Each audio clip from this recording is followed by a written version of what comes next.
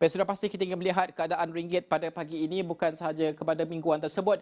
Kalau kita lihat setakat pagi ini, kita refresh dahulu supaya kita dapat angka yang terkini. Kalau kita lihat berdasarkan apa Tradingnomics nyatakan pada pagi ini setakat jam 19 Februari pada pukul berapa ni?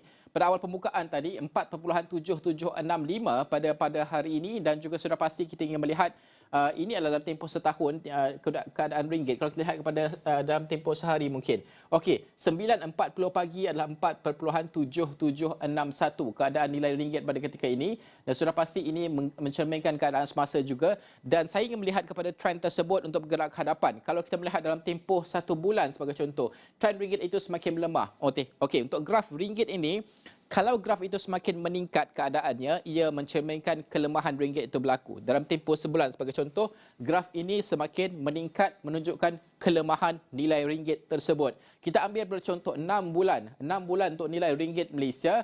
Sebelum ini ada kelemahan yang lebih tinggi berbanding kita saksikan pada ketika ini. Ini pada sekitar bulan berapa ini? Ini pada sebelum ini adalah 4, tidak silap saya ini adalah pada nilai 4.7 lebih, 4.7893 pada 23 Oktober 2023. Itu nilainya, tapi kini adalah pada 4.7765. Bermaksud ia menghampiri paras terendah pada Oktober 2023 tersebut.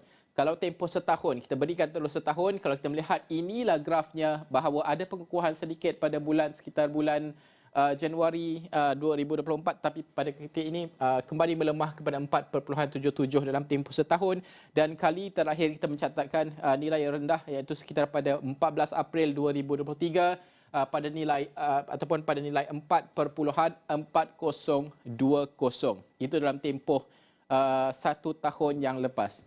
5 tahun, kita berikan 5 tahun bahawa nilai ringgit semakin melemah pada ketika ini. Banyak faktor yang mempengaruhi sudah pasti keadaan nilai ringgit tersebut, dan ini kita akan nilaikan dari masa ke masa apakah yang membawa kepada keadaan nilai ringgit tersebut, dan juga dari awal kita bincangkan bagaimanakah ini tidak diterjemahkan kepada imbangan dagangan kita, dan apakah yang akan berlaku bergerak ke hadapan dari masa ke masa. Negara awal ini akan analisis perkara tersebut.